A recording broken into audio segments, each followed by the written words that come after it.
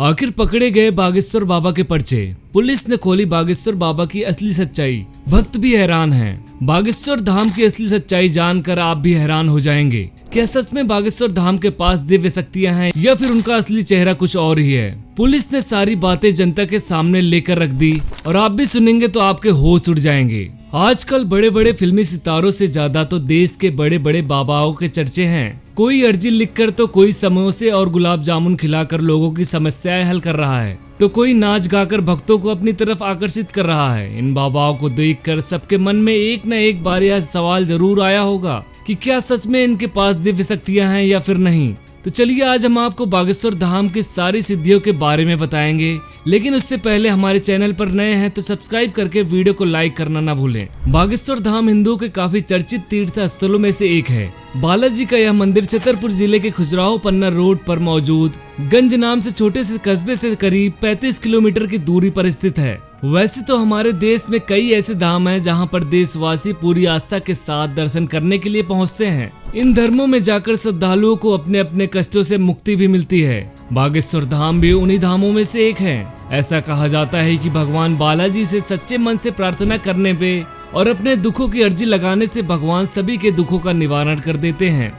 बागेश्वर धाम मंदिर, या जिसे हम बालाजी के मंदिर के नाम से जानते हैं, यहाँ के आचार्य धीरेन्द्र शास्त्री जी अपनी जादुई पर्ची के कारण पूरे देश में चर्चा का विषय बने रहते हैं। आपको बता दें कि आचार्य धीरेन्द्र शास्त्री जी भगवान बालाजी का दरबार लगाते हैं और अनजान लोगों को उनके नाम से बुलाते हैं, फिर पर्ची में लोगों की समस्या लिखते हैं और उनका निवारण करते हैं। बालाजी के मंदिर में मंगलवार को भक्तों की भीड़ उमड़ती है और लोग बालाजी के दरबार में अपनी अर्जी भी लगाते हैं। इसके अलावा बागेश्वर धाम सरकार यानी धीरेन्द्र शास्त्री जी हर मंगलवार को अपना दरबार लगाते हैं, जिसमें वह लोगों के कष्ट और उनकी अर्जियां लिखकर सीधे बालाजी तक पहुंचाते हैं। धीरेन्द्र शास्त्री जी बताते हैं कि यदि अर्जी सच्ची श्रद्धा से लगाई गई है तो अर्जी स्वीकार जरूर होगी और सपने में लगातार 2 दिन तक बंदर भी दिखाई देंगे।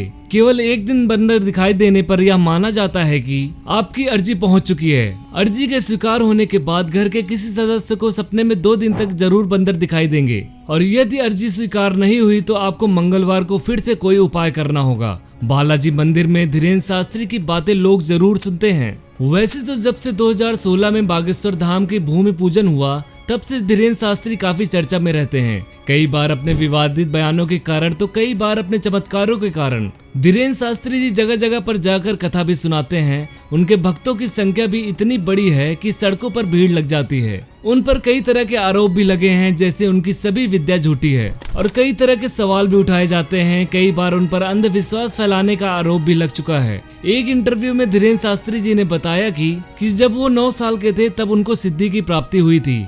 एक बार वो अपने दादाजी के पास गड़े हुए धन के बारे में पूछने लगे। इस पर उनके दादा गुरु ने कहा कि रात में उनके पास आओ।